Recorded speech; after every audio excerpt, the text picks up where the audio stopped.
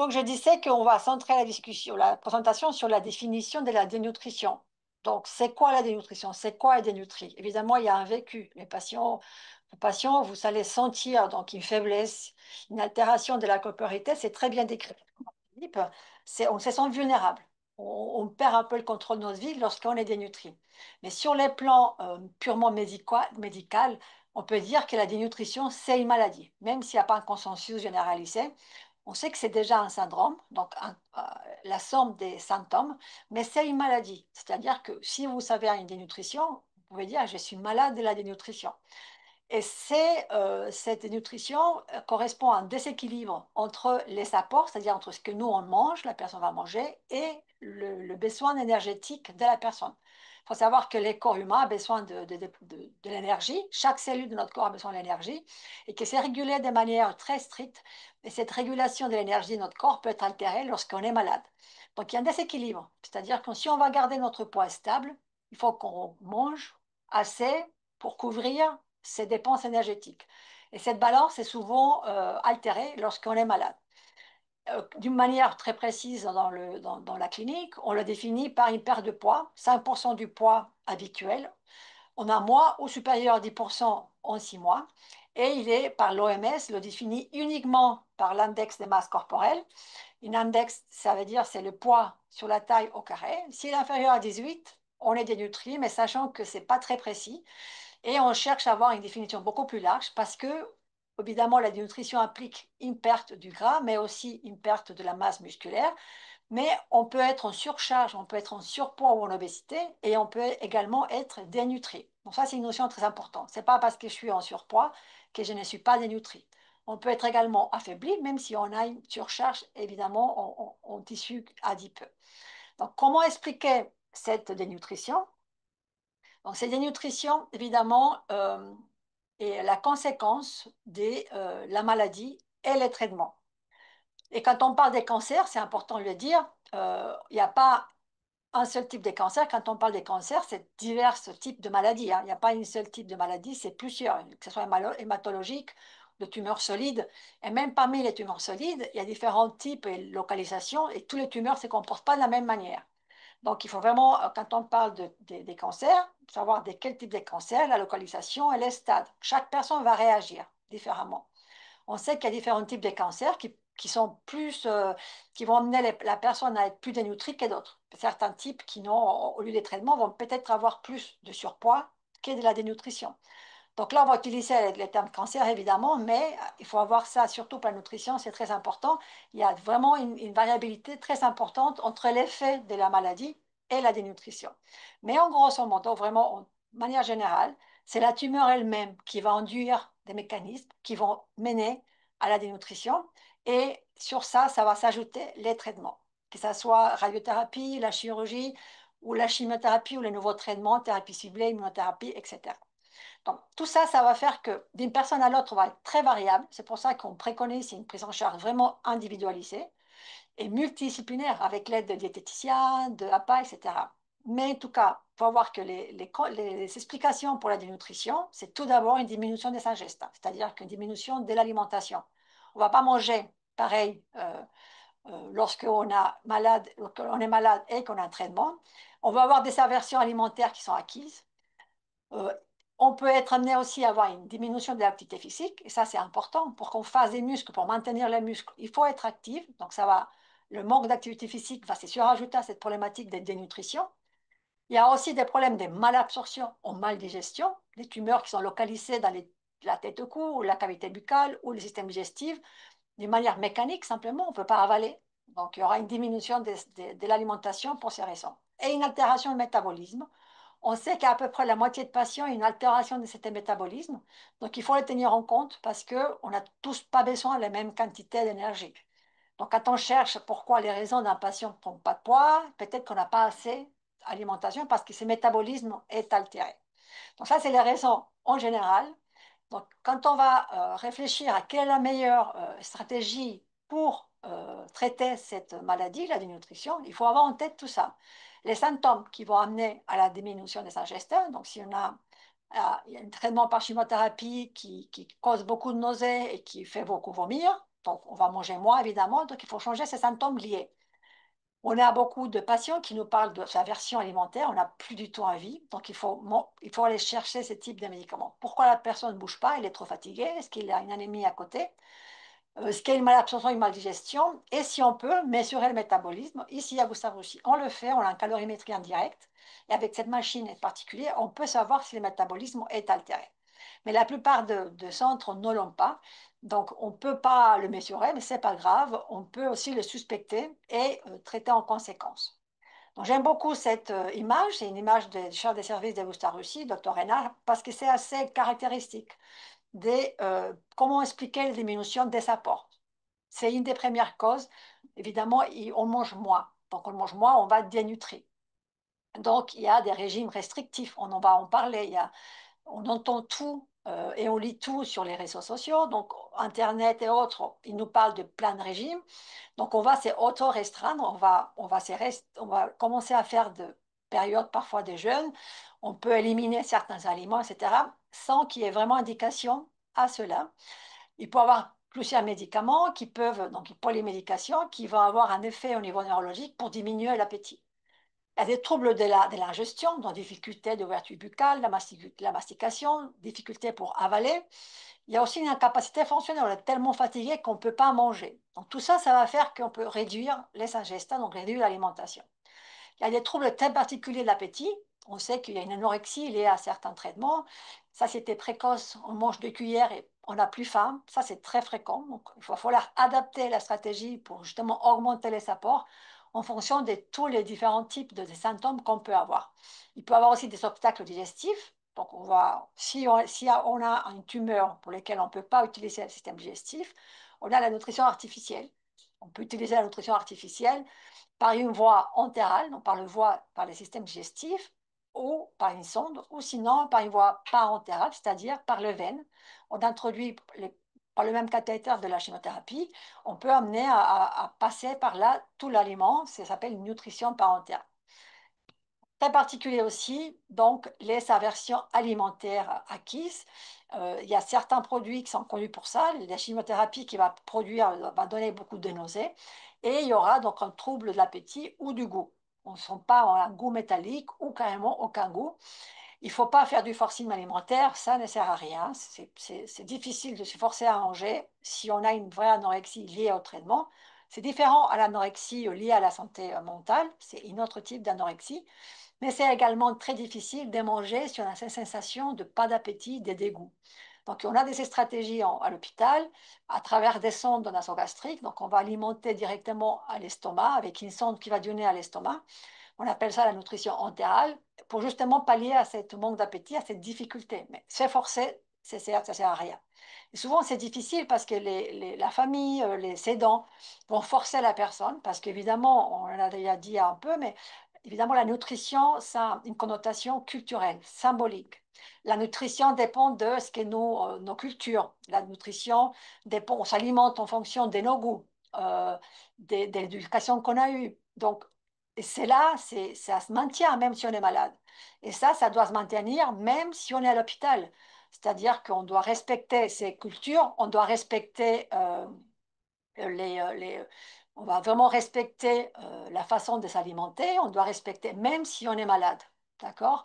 Donc, c'est une des raisons de, voilà, si on est malade, qu'on a des dégoûts alimentaires et que, voilà, on a du mal à avaler, à manger, à forcer, il ne faut pas faire du forcing alimentaire.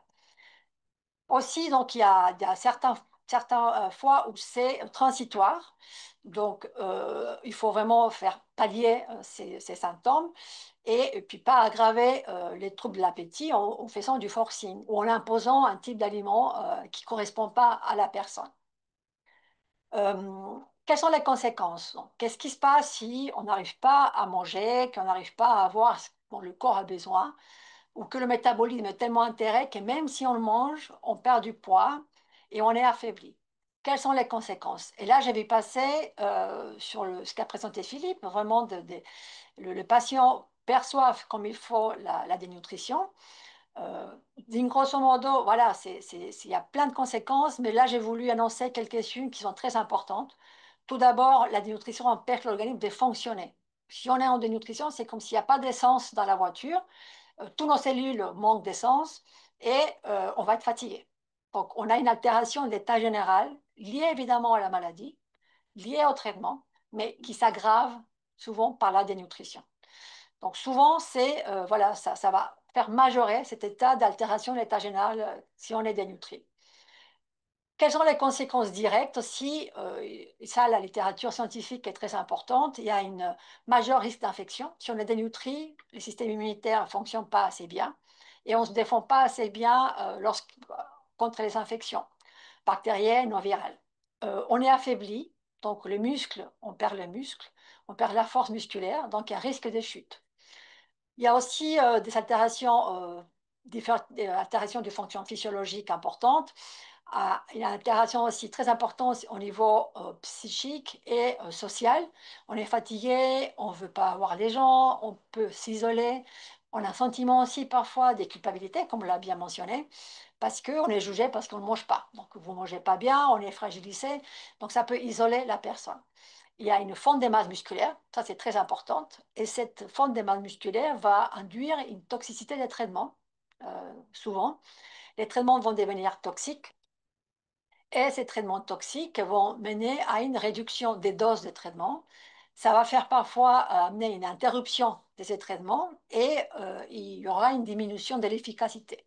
C'est pour ça qu'il faut alors concevoir la nutrition et pour éviter la dénutrition comme vraiment un soin, c'est-à-dire que les soins nutritionnels impliquent que chaque personne pourrait bénéficier d'un dépistage de la dénutrition, chercher les facteurs de risque, manque d'appétit, perte de poids initiale, pour ensuite mener un diagnostic complet.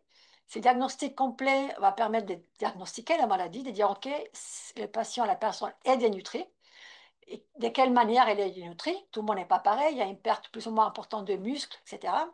Avec ces diagnostics, on va pouvoir mettre en place un plan. C'est-à-dire qu'on va dire, avec l'aide des diététiciennes, évidemment, on fait ça ensemble.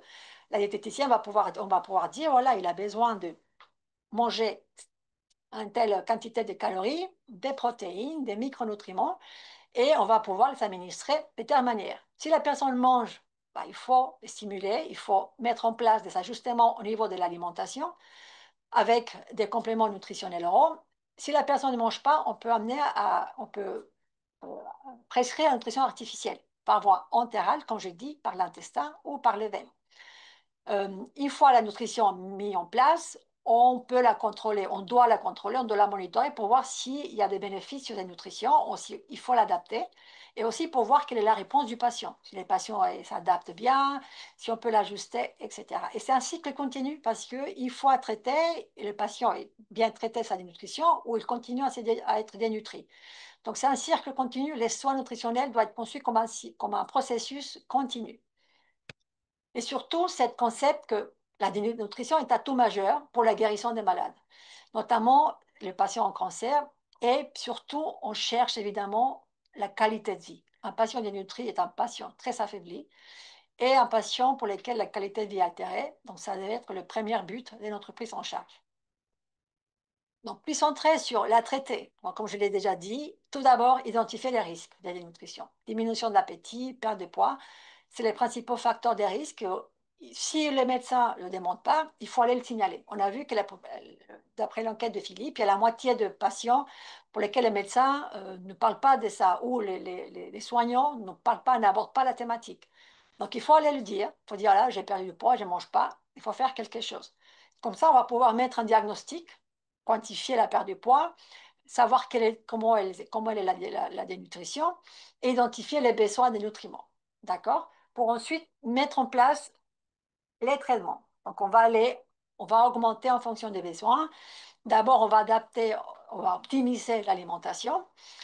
Ça, on le fait de la main des diététiciens. Il faut trouver aussi du goût. Parfois, c'est difficile, mais il faut garder je pense que c'est une des choses les plus difficiles, garder les liens sociaux, mais garder aussi les goûts, les plaisirs. Ça se perd. On est malade, on n'a plus de goût, on a plus de lien social. Donc, il faut, même si c'est un peu parfois difficile, il faut essayer au moins de garder les goûts et que ça soit quand même un moment de convivialité et pas quelque chose de punitif ou d'imposé pour les malades. Donc ça, c'est vraiment, c'est difficile, mais on y arrive parfois. Parfois, c'est comprendre comment il vit le patient, parfois comprendre comment on peut adapter ce qu'il a déjà, à vraiment le mettre en lien avec ses pairs, le mettre en lien avec sa famille. Et puis aussi pour les goûts, on a aujourd'hui des recettes, on a aussi des compléments qui peuvent s'adapter. Donc les compléments nutritionnels, c'est cette bouteille, je ne sais pas si les patients qui sont connectés ou les personnes qui sont connectées le connaissent, mais c'est des bouteilles, à l'intérieur, il y a des produits, c'est un produit, c'est vraiment très varié. Là, j'ai mis une bouteille, mais ce n'est pas que des bouteilles, il y a soupe, il y a des crèmes, c'est très varié, il y a des gâteaux. Mais en général, on commence par on adapte vraiment à la personne, mais ça présente aussi en forme des bouteilles, à l'intérieur à 200 ou 300 millilitres. C'est très enrichi en macronutriments, c'est-à-dire en protéines, en glucides, en lipides. Donc c'est vraiment très riche. C'est complètement différent à ce qu'on trouve au supermarché. Les compléments, on les trouve en pharmacie. Et il y a différents goûts. En général, on a assez de variétés et des choix pour que tout le monde trouve un complément qui peut plaire. Et puis l'idée, c'est de varier. Le complément va jamais remplacer l'aliment. Le complément va toujours surtout euh, pouvoir compléter. C'est-à-dire ce qui manque, on va pouvoir l'apporter avec les compléments. Et si on n'arrive pas par la bouche, on va mettre une nutrition artificielle par le système digestif ou par les veines. Donc on va parler un peu d'alimentation. Et ça, c'est comme le Ressonacre nous dit aujourd'hui qu'on doit manger pour éviter le cancer, mais de certaines manières aussi, évidemment avec des adaptations lorsqu'on est malade, mais il y a des recommandations qui doivent persister, c'est-à-dire qu'il faut diminuer la consommation ou éliminer la consommation d'alcool, une alimentation équilibrée et diversifiée. Je pense que c'est des concepts que parfois on a du mal, mais avec l'aide d'une diététicienne, on va pouvoir comprendre ce que c'est équilibré et diversifié, c'est-à-dire manger des aliments de tous les groupes alimentaires et variés. Changer des poissonniers, changer des endroits où s'acheter les légumes et les fruits et mélanger. Manger pas toujours la même chose. Et très essentiel, pratiquer l'activité physique régulière. Quand on est malade, il faut comprendre les symptômes et il faut vraiment essayer de pallier à ces symptômes. Donc là, c'est quelques lignes pour vous dire qu'on a toujours des choses à faire. Lorsqu'on a des nausées ou on a des dégoûts, lorsqu'on perd le goût, lorsqu'il y a une inflammation des muqueuses, ça s'appelle une mucite, de la bouche ou l'ésophage, parfois il faut traiter, s'il y a des champignons qui s'écolent, mais même lorsqu'il y a cette inflammation, c'est difficile, mais il y a des choses à faire, ou lorsqu'on a la diarrhée ou la constipation. Donc ça, c'est vraiment, ça c'est varie, c'est très variable d'une personne à l'autre. Tout le monde n'a pas tout ça, mais parfois ils sont tous chez les mêmes patients. Et si on ne les traite pas, et si on ne s'identifie pas, la personne va être dénutrie parce qu'il va manger moins. Donc, si on est malade et qu'on a ces symptômes, il faut le dire. Si les médecins ne viennent pas vous insister sur ça, il faut le dire. Qu'est-ce que je fais si j'ai nausées ou des dégoûts? Il faut demander l'aide d'une diététicienne qui va vous donner des recommandations. Par exemple, pour les nausées et les dégoûts, il faut éviter les aliments trop chauds ou trop épicés ou à une forte odeur. Ça va pas pouvoir être peut-être parfois mieux passer. Il faut fractionner, c'est-à-dire que faire plusieurs petits repas, mieux qu'un seul repas, et ça va permettre de maintenir l'apport sur les 24 heures. C'est-à-dire peu importe ce qu'on les mange en une fois, ce qui est important, c'est que la même quantité puisse être répartie au long de la journée pour qu'on puisse avoir, en termes de quantité, pas uniquement la qualité, on a vu la qualité c'est important, mais en termes de quantité suffisante. Une des choses les plus difficiles, c'est la perte du goût. Parfois, c'est long et c'est zéro goût. Donc, il faut essayer de rehausser les goûts avec sel, sucre, citron, épices. Bah, parfois, c'est difficile. Et voilà, il faut vraiment adapter à cette perte de goût. Donc, il y a des mucites, il faut éviter, il faut changer la consistance des aliments. Là, il y a des recettes aussi. L'aide d'une diététicienne est précieuse pour adapter la consistance des aliments lors des mucites. Et la diarrhée, la constipation aussi, il faut plus ou moins des fibres, donc éviter les légumes ou enrichir en fruits et légumes lorsqu'on est en diarrhée ou constipation. Et boire, c'est toujours bien, surtout pour la constipation. Et j'insiste sur les rôles des diététiciennes. Là, c'est primordial. Et là, je vais passer à quelques questions qui semblent importantes, je pense, et je pense que on s'est tous posé la question lorsqu'on est malade, mais est-ce que il y a un régime alimentaire idéal anti-cancer? Si je suis malade, comment je peux aider mon corps? Et Philippe l'a très bien dit hein, dans ses réponses. C'est une manière de s'approprier de sa maladie et d'avoir le contrôle, que ce soit le patient ou la famille. Je peux faire quelque chose pour mon proche, la personne que j'aime, donc je l'amène à l'hôpital pour les traitements, mais voilà, je suis passif. Sauf qu'avec l'alimentation, on est actif. On a un rôle primordial. Je peux aller acheter ci et ça, et je peux lui donner l'amour à travers l'alimentation. Et je le contrôle aussi de la maladie en quelque sorte. Donc ça, c'est très important, il ne faut jamais arrêter ça, mais il faut chercher les bonnes informations. C'est-à-dire qu'on va aller chercher le régime idéal sur Internet, ou le voisin ou la grand-mère qui, souvent avec la meilleure intention, pour donner l'amour, il va recommander un traitement ou un régime qui peut-être pour cette personne-là ou pour quelqu'un d'autre dans un moment particulier a marché, mais ce n'est pas pour tout le monde. Donc il faut aller vraiment demander aux spécialistes diététicien ou médecin nutritionniste sur les régimes pour chaque personne. Mais d'une manière générale, la question, est-ce qu'il y a un régime ou une diète, un régime alimentaire idéal? J'aimerais connaître des réponses exactes si on le poserait avec l'application Nutrivi Santé. Quelles seraient les réponses de tous les gens? Mais la réponse est clairement, ça n'existait pas. Il n'y a pas un régime idéal. De la même manière qu'il n'y a pas un seul aliment coupable, il n'y a pas un aliment à éliminer complètement. Il n'y a un aliment à favoriser, à manger uniquement ce type d'aliment. Les recommandations sont, voilà, sont assez générales. Il faut boire assez. Il faut une assiette où il y a de tous les types, de tous les groupes d'aliments. Et une recommandation très importante, c'est éliminer tout ce qui est ultra transformé. Ça, on sait aujourd'hui. Si ce n'est pas éliminé, au moins réduire au maximum. C'est-à-dire que notre frigo, à la cuisine, il y aura très peu de ces aliments. Parce qu'aujourd'hui, on sait très bien les liens entre ces types d'aliments et pas uniquement le cancer, mais d'autres maladies. Donc la réponse, non, il n'y a pas un régime idéal anti-cancer. Il faut avoir un régime équilibré et varié. Et puis évidemment, réduire au maximum les sucres transformés. C'est difficile parce qu'ils font partie de notre vie, hein, les sucres transformés, mais il faut au maximum les éliminer. Il y a certaines recommandations à suivre. Ça, on peut le télécharger. Je vous invite à le faire sur le site du PNNS, les programmes nationaux nutrition santé, sur certains aliments à majorer, à augmenter, à favoriser lors de notre alimentation, certains aliments où il faut essayer de mettre en place et d'autres à réduire, voire éliminer. Donc, surtout les légumes secs, les fruits et les légumes. De manière générale, je dis à tous mes patients, mangez fruits et légumes autant que vous voulez, il n'y a pas de restriction. Ça va toujours apporter les bons nutriments.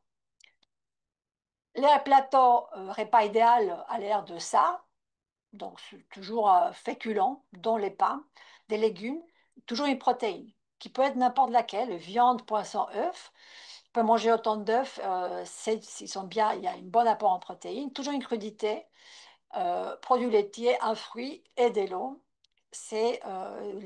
Comme ça, on devrait avoir en général notre plateau. Une dernière question, j'ai bientôt 25 minutes. Une question qui revient souvent, c'est très fréquente. Dois-je arrêter de manger du sucre? Parce qu'on pense qu'il alimente le cancer. Donc la réponse est non. Euh, je vous dis une explication assez rapide, qui est plus compliquée que ça, mais je vous donne la réponse bref. La tumeur, les cancers solides s'alimentent du sucre, des glucoses, mais même si vous les mangez, vous ne les mangez pas. La tumeur est très intelligente, il va aller extraire le sucre de votre corps, il va vous épuiser, il va vous laisser sans rien, même si vous mangez ou pas de sucre. Donc, il faut manger normalement, ni excès, ni pas assez, mais on ne doit pas limiter le sucre avec l'argument qu'il va alimenter le cancer. Voilà, donc on voit bien comment la nutrition et l'alimentation a une place centrale dans la prise en charge de la maladie, de cancer. Et il y a beaucoup d'enjeux. Comment maintenir le lien social, les liens culturels liés à la maladie? Comment on doit arrêter d'être jugé ou sentir coupable si on est dénutri ou si on n'arrive pas à manger? Est-ce qu'on doit commencer ou on ne doit pas commencer une nutrition artificielle? Tout ça, c'est des questionnements éthiques.